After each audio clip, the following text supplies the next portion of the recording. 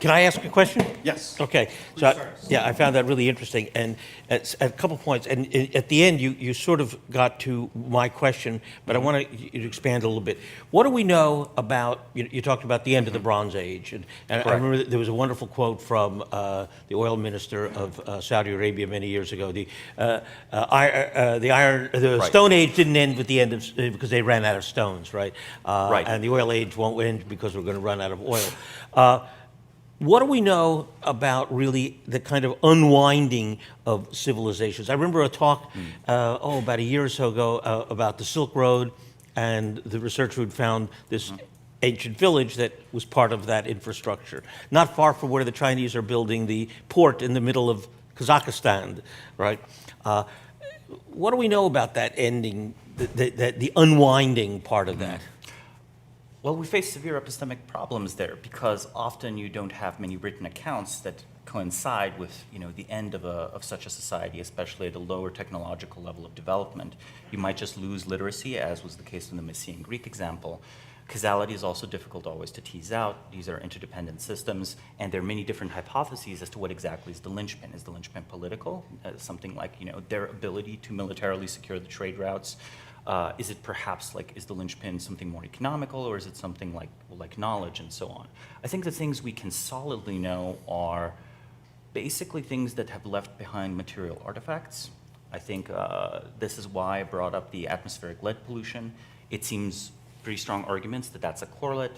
We know how that figure changed over time. We also know whether there are bronze artifacts lying around in various parts of the Eastern Mediterranean. As we know, whether there's pottery lying around, and we can use those proxies to at least gauge what coincides. Now, teasing apart the causality, there's an interesting question here. I think this is, almost more not history, but an integration of history and sociology, where I think a lot of the problems that perhaps arise out of, modern approaches to economics or political science or philosophy of science rest in the fact that they disregard the vast majority of the data set we have to learn from. Can you imagine a discipline of physics where we only admit the experiments done in the last 10 years? That would be a very strange kind of physics. But in political science and economics and so on, we often limit results to the last 70 years or the last 100 years. There are definitely phenomena that are not going to show up in that short of a time period. So, is there a discipline of collapse in here somewhere? How this all kind of unwinds? It seems to me that's... Jared Diamond seems to be the only one. He wrote the book Collapse. Yeah, it feels to me there's something very big in that question of how things actually unwind. T.S. Eliot captured it very well, not with a bang, but with a whimper. More civilizations, I think, end with a whimper than with a bang. That's probably right? I think that's quite right, at least for several examples. The Bronze Age one is actually a counterexample. It seems to end quite quickly, 40 to 50 years. The Roman Empire, though, if you want to think about the fall of the Roman Empire, it's not literally barbarians at the gates burning things down. It's, imagine GDP is shrinking every year for 0.5% for 100 years. Right. At the end, you're vastly poorer. The populations of most large Roman cities, through excavation, we can do estimates of their population. There's a wonderful paper on estimating the change in the population of Rome itself that perhaps I'll link or email to people. We can tell that the population of those cities is shrinking slowly.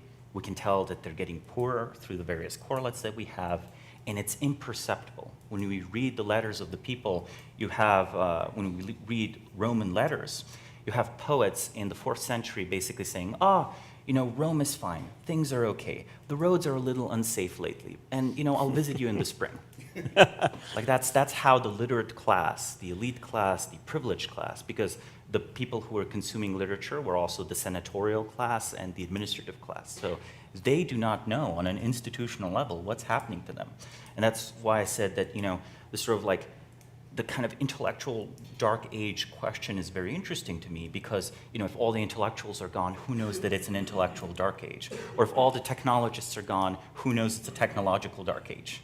Right? I think it takes an expert to evaluate the actual state of a relevant technology. I know that whenever I'm working with someone and there's a technological question, the first thing I do is start hunting down and evaluating experts and ask them for their opinion. Because in a 6-month case study, as I might undertake, I'm never going to master the technology. I'm never going to acquire the tacit knowledge that's not even explicated. So I have to rely on someone else.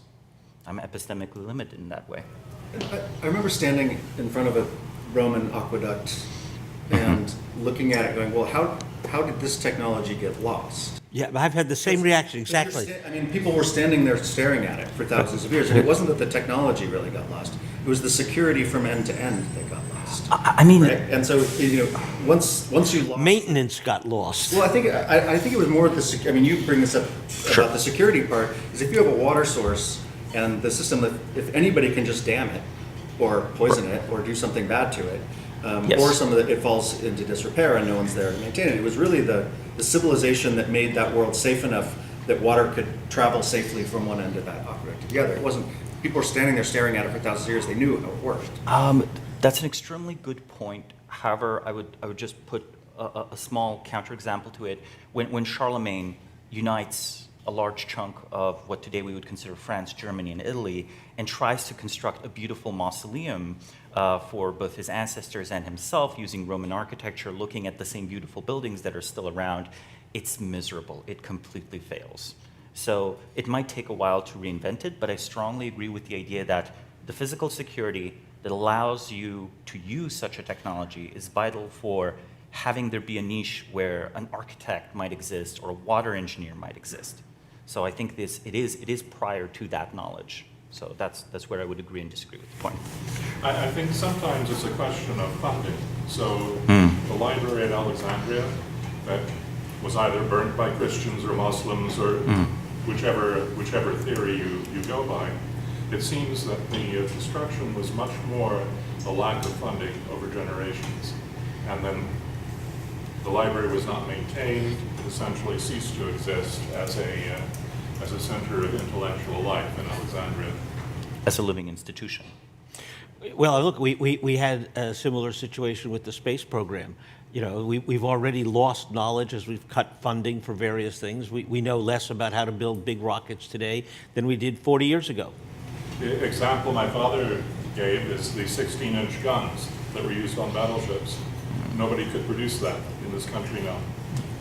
Whether we need to is a different story. The point is the technology no longer exists. Not feasible. Does this mean that knowledge is at the effect of entropy on some level? Does entropy affect knowledge? It straightforwardly seems yes. Yes, it does everything. Yeah. Does that mean that we're just... But civilization is anti-entropic. I mean, that is what civilization is in many ways. It is a measure of anti-entropy. It's higher levels of organization that persist. So one thing I want to throw out there, this is a matter of centralized databases and archival as opposed to things that are anti-fragile and decentralized, because all institutions were centrally managed before. They go down, it's lost. But one of the keynotes of things like blockchain, or frankly how information is learning DNA, is that it's decentralized. Copies exist everywhere, and they can't be shut down in one area. So something I wonder is how we technology for these things. Does that help with the decentralization of technology? So that's if you're right, and I think there's something in what you're just saying, that what it implies that one of the rules of long-term civilizations is distributed knowledge, i.e. not all concentrated in one big library, as it were, and the capacity, therefore, to recreate infinitely. But the Bronze Age example, all those people had bronze technology. Well, they had the technology to use bronze, but the supply chains that allowed them to use that knowledge, to allow them to use that technology, broke down. So there was no reason to smelt bronze because you couldn't afford the tin. Copper was cheaper, but tin had to be shipped from some really distant places. Like the Phoenicians, again, like something like 800 BC, were sailing all the way to Britain to buy tin, right? And I think the point about distributed technology is completely correct. In the last 10,000 years, when we look at Eurasian civilization, it seems that improvements in agriculture that don't rely on infrastructure and improvements in various localized metallurgy, something a blacksmith can do, stick. Even through civilizational collapses like this, there are some advancements that are preserved. right? You know, if you import potatoes from the New World and your civilization goes south, you're unlikely to lose potatoes because they literally have a DNA. They literally are reproducing on their own. And a blacksmith that previously perhaps worked on weapons for legionaries might still find custom commissions with a warlord, or might manufacture jewelry to support themselves. They have a kind of packet of knowledge that can live in many, many niches. Now, the interesting thing here, though, is like, you know, chip fabs, they need huge economies of scale. How do you decentralize something that requires economies of scale? There's an interesting contradiction in the industrial age. We can distribute the products massively, but we haven't really distributed the means to produce the products massively.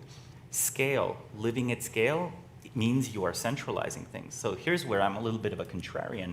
I think Silicon Valley has centralized rather than decentralized society so far on net. Even though personal computers were amazing, however, our information is now processed in big computers, perhaps not too dissimilar from mainframes of old. And these servers, these computers, are in jurisdictions of various governments. And I count the United States and I count Europe here as well. If you've traveled to Germany recently, try to access an American website, you might be under the impression that the German government has gone to war with the internet. A lot of American sites are blocked. Google is paying massive and massive fines for not complying with legislation that seems to be targeted at US companies, right? So there's an interesting point there where the information is now more and more being used as a tool of political control. The decentralization of information seems to be like rolling back a little bit because the physical infrastructure in which it lives is kind of centralized. Well, you know, that raises an interesting question. Many of us, and I'll put myself right there, I suspect Stuart and a few of us, have been lamenting the fragmentation of the internet. Right? Yes.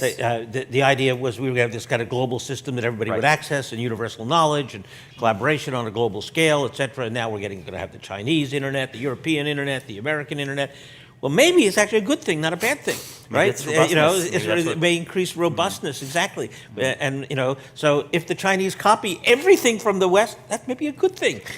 You know, and I mean... I was proposing that, like, I think on a civilizational aspect, it is extremely good for the Chinese to have good chip fabs. Yeah. But on an economic incentive landscape, no current owner of a chip fab wants, like, someone else to possibly, figure out how to make it. Abby, do you have a comment? Yeah, I wanted to just push back on this idea of how the Roman Empire is sort of fragmented, and you could say that about the collapse of civilization you were talking about before. Eric Klein actually has a very good analysis of how ignorant we are about what happened with that collapse. He actually did a salt talk about this collapse, the Bronze Age collapse. But there's been a lot of emphasis now among historians with new technologies to look at human beings as biological, historical creatures as well as technological. So we now have evidence, in fact, that there was several very lethal outbreaks of what looks like bubonic plague, which ripped through the entire Roman Empire, actually because of its effective trade relationships. It spread like wildfire. Is this Justinian's plague or earlier? There are actually a series of about five that have okay. so far. Yeah. And they recur because the germs evolved much faster than human beings. So I think with access to DNA analysis of some of this historical evidence now, we may be able to rewrite a lot of history as biologically inflected and not just political or ideologically inflected. So I think that's one way I'd like to see that incorporated into discussion about long-term human evolution and the institutions we create. So is there an implicit comment in what you're saying that there are causes of collapse which we have not paid adequate attention to, like, for example, disease outbreaks that may be much more common than we imagine and therefore more consequential in the tail than we've ever imagined? Yes. Yeah. I think that's actually extremely likely because for most of history, states don't know how to measure population very well. So when we do acquire written sources, we could easily miss a drop in population of 50, 60, 70%. And then that impacts a lot of these economies of scale that would then be downstream of this like large population with high rates of specialization. So the distribution of disease, whether that is digital disease in the form of viruses or physical disease in the form of viruses, is maybe a really fundamental thing that we need to understand as a long-term force, because it's not hard to imagine how the digital version can unwind our civilization pretty fast. Yeah, currently any sort of a cyber warfare or computer security expert just throws up their hands in frustration and they say we're fucked. Catherine, That's what were you going to say? So, I just wanted to ask a question. So, you've sketched a lot of things to think about the evolution of civilization. What do you want to seed into the conversation about therefore what that means about the design of institutions?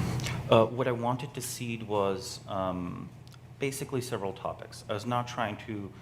I did point to something like a concrete synthesis, but the synthesis is less interesting than the facts I used, where hopefully other people that bring their own expertise to the table can evaluate some of the relevant points. The ones I want most thought about is how does scaling affect the distribution of knowledge? How socioeconomic niches seem to be vital for the preservation of particular technologies on this kind of anthropological sense. And number 3, what kind of knowledge exists somewhere in society that we might be relying on, that we might be subsidized by, that is not yet entered into our awareness, that we don't know about, right? What is the Moscow State University research project that we don't know about? What are some other examples like the chip fab that potentially is like highly centralized and is perhaps similar to an aqueduct, right? Like, global piracy spikes up. There's no more reasons to build enough CPUs because the factory is no longer profitable because you're no longer shipping chips all over the world. The chip fab closes down, and it's this kind of whimper, right? I hope that answered the question. So these three things are something I'd be extremely interested in talking about with basically everyone here. Anybody else before we take a quick break? I just wanted to ask your opinion of models of cyclical decline, decadence, and renewal. I'm particularly thinking of Strauss' Howe generation model, which has become unfortunately famous recently because of Steve Bannon, and shaped his thinking and his political interventions around the world, and his parallel attempts to accelerate some aspects of decline in order to bring about a renewal of what he understands as Western civilization. But of course, there are other kinds of cyclical models as well of decline, decadence, and renewal. And I'm just wondering how those fit into your understanding. I think natural systems, even complex ones like ecosystems, often go through cyclical patterns. I think it's quite likely there's something not quite like a cycle, but perhaps a spiral. It's a fact that there seem to have not been an immortal human society so far. They often seem to encounter pretty severe problems, as we can figure out through evidence like population drops, losses of concrete technologies like, say, the Lycurgus Cup, and so on. I do think most of the cyclical theories have a problem. They want to be morality plays. They want to be morality plays. They want to tell us, now we're rich, and now we're comfortable, and now we're decadent and immoral, and we are too lazy, or something like this. And that's a problem. The problem is it obscures the real cycle, the real cycles we might find in history. It misattributes them, and they get a lot of attention. They overshadow. It's sort of like the kind of the popular notion of a cyclical view is one where it's a matter of moral decay. Now, perhaps it actually is moral decay, but that would be like not trivial to establish. That would make all sorts of claims about anthropology, right? Economics and society, and it would have to point that this factor is actually upstream of all the other ones. I think other explanations, perhaps biological ones, or perhaps information flow ones, or perhaps economic structure ones, are more reasonable, right? Obviously, on a much smaller scale than civilizational collapse, in our current economic system, we observe this kind of cyclical pattern, right? Of like both cycles that change during the course of a business year, or cycles that are longer, like 40 to 50-year technology-driven cycles. There's also the fun question of self-fulfilling prophecy, where arguably Moore's law is kind of no longer relevant, but for a while some people proposed this is a fact about how the technology must work. And what I always asked these people a few years ago was, well, have you looked at the rate of progress in Soviet development of CPUs? That didn't follow Moore's law. Moore's law was perhaps, a business plan that was implemented and followed rather than a necessary fact of how that technology would improve. I'm sure you have more commentary on that. Well, not on Moore's Law, but I think your point is well taken. And I want to go back to another historian that we've had it long now, a couple times, Neil Ferguson. And Neil and I debated this subject a few years ago. And there's another dimension to the kind of alternate to the cyclical is the notion of progress. Right? Yeah. That if you read Steven Pinker, right? Pinker says, yeah, we've made a lot of real progress. If you read Ferguson, nah, the progress is ephemeral. It is really a function of who's in power at any given moment. And if we like it, it's progress. And if not, it's not. And this progress thing is really kind of very brief moment in history. We're back to normal, i.e., struggle of the fittest and in a violent world. I think there are underlying models like cyclical, like progress, like the lack, the kind of permanence of the human condition. Neil basically thinks human nature doesn't change much, that we aren't really better people today than they were 1,000 years ago, and as a result, we're going to still do the same stupid stuff they did 1,000 years ago when presented with the same opportunities. And so there's, I think, a set of models that paradigms, if you will, of mental maps of how this long-term change happens, i.e. cycles, progress, lack of progress, that I think want to be fundamental to our thought process here. I think that's very true. Following on that moral issue and progress, it seems to me that we explicitly use a scorecard that we have. And if you look at baseball... Marty, I would bet people in the back can't hear you. If you look at baseball, the way that they evaluated players in the first half of the 20th century made certain people look like stars who now, with the new cyber analysis, don't look like stars. So, cyber analysis.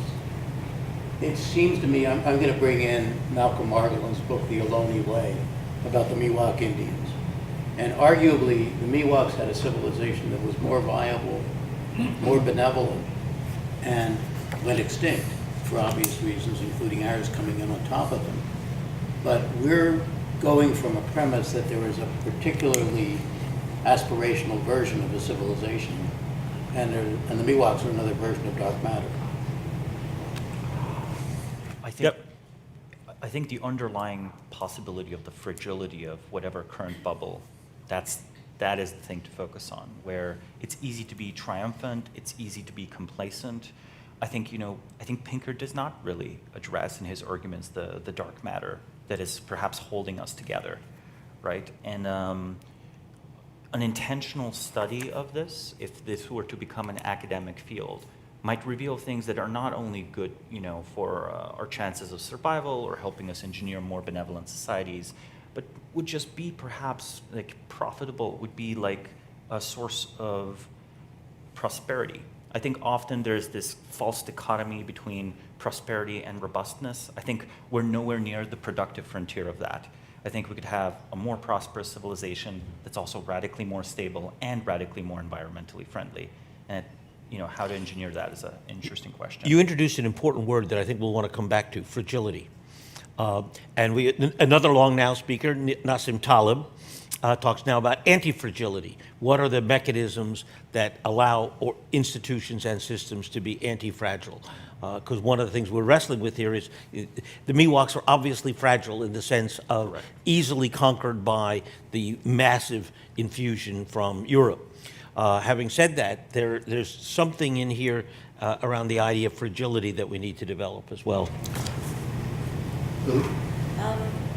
Is there any structural reason or factors that meant that there was no Elon Musk of the Bronze Age to kind of prevent that? Presumably there is some kind of knowledge that could have prevented that. So why did that not happen? Well, that's an interesting question. I think often, even if knowledge exists, it's not operationalized, right? For some reason or another, human beings experience a gap between knowing and acting. To reference some old intellectual matter, Plato says there is no difference. And if you knew well enough the truth of the situation, you would always act.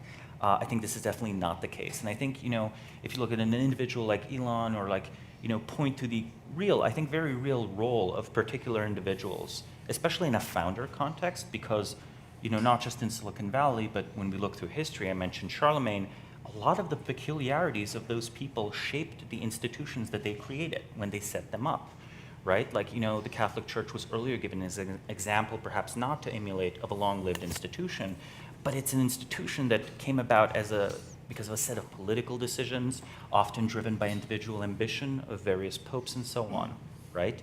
So the overlap of this kind of personal ambition, this kind of knowledge, and this ability to act is often the seed of new institutions. Why there aren't more such people? Well, that's maybe a biological question or a cultural question or a philosophical question or anthropological question. It's one I would very much want an answer to, but it's one I don't have an answer to. And just to close this session out before we have a short break, Catherine's question, I'd love to get your take on it about, you've worked with hundreds, if not thousands, of large institutions that were for some reason coming to you because they were probably at a moment of transition or in some way curious about the future. Is there something about those that you have seen that was common? Yeah, overwhelmingly crisis. Overwhelmingly. That is, people really say, we're in deep shit, and we don't know where we're going, and we need to figure out a better direction in one way or another. Or we see a crisis coming, our resource is going to go away, or their technology is going to change, or there's new competition coming on. Overwhelmingly, they do not respond until they either experience or feel or see coming imminently a crisis. More often than not, it's happened to them rather than they see it coming and they say, all right, now we need to think about the future, right? And that is the most common situation, overwhelmingly. And was there something about some of those institutions that you saw handled that information about the future better? Or worse? Yeah, the ones who'd had previous crises sometimes did better in the next one. No, I'm serious. No, I'm quite serious. They learned from, look, that's why Shell did not figure out scenario planning because it was more foresighted. It's because it fucked up and nearly killed the company in 1973 because it didn't see, it had the knowledge, didn't pay attention and said, oops, we could have done better,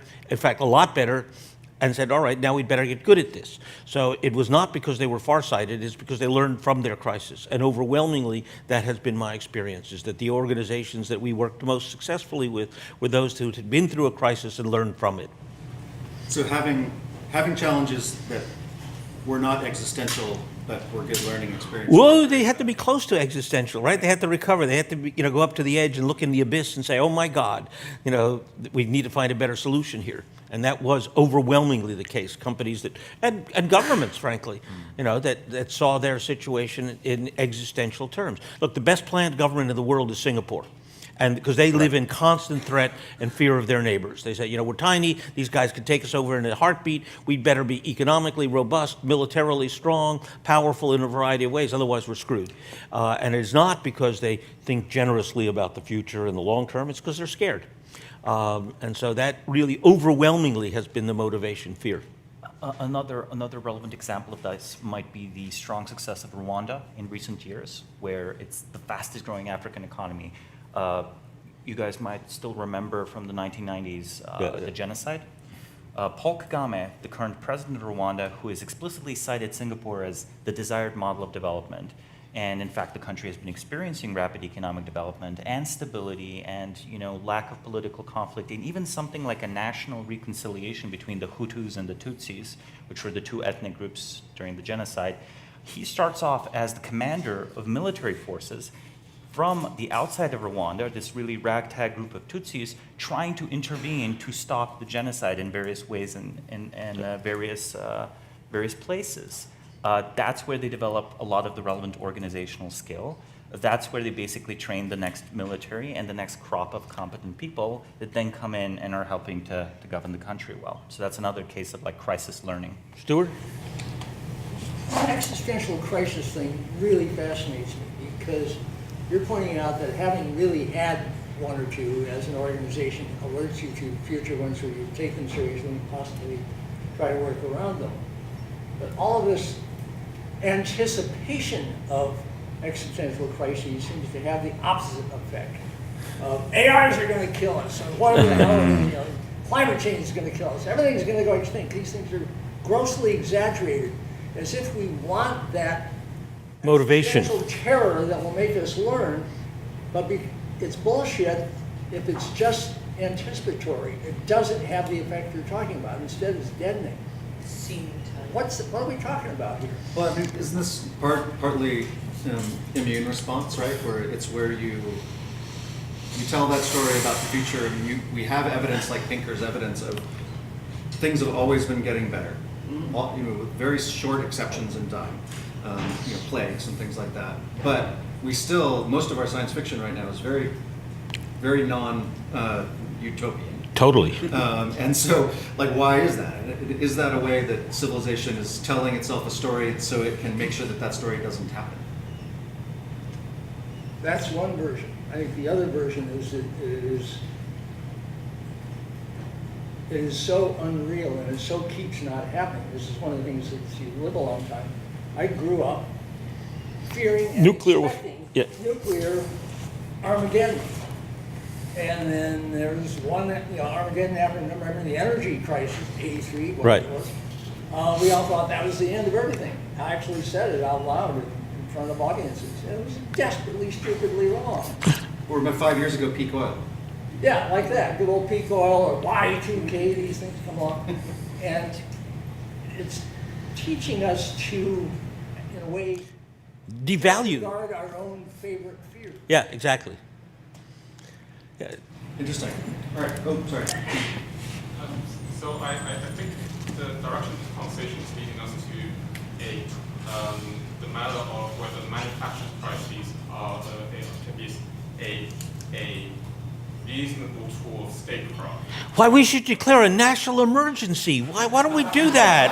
I think that's a brilliant idea. It might motivate some change. I was also thinking about how another government which has been very influenced by the example of Singapore and has been successful in good governance has been People's Republic of China and the Chinese Communist Party. Yeah. And so another big influence on the party were two big influences. One is the millennia-old problem of how to avoid the end of dynasties, the end of imperial dynasties, and that was a problem which Mao was obsessed with. How can the Communist Party solve that ancient challenge of avoiding the imperial dynasty ending?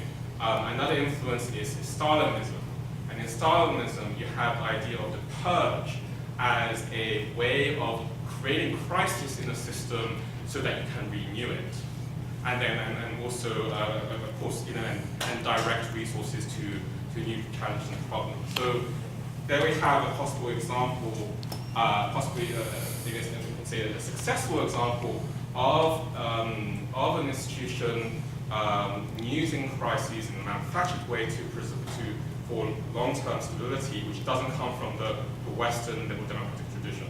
Well, if I may talk about that briefly, I think the manufactured crises can in fact be used to terraform parts of society, change it in various ways, and it can be very effective in that. However, the manufactured crises is a controlled experience for, Comrade Stalin or Comrade Mao or whoever else. And for them, the manufactured crisis is not challenging their thinking. It would take a genuine crisis to have those people be challenged and have them grow. So, yes, I think it is an effective tool of social engineering. And when I say social engineering, I'm all in favor of good social engineering overall, right? I feel there are many things about society we might want to re-engineer, but I don't think it solves the problem at the very top level. I have to apologize that I have to run out for about an hour or so. I have to go help assure the long-term survival of the company I work for. All right, well, this is a great time for a break. Thank you guys. Thank you, everybody. It's wonderful talking.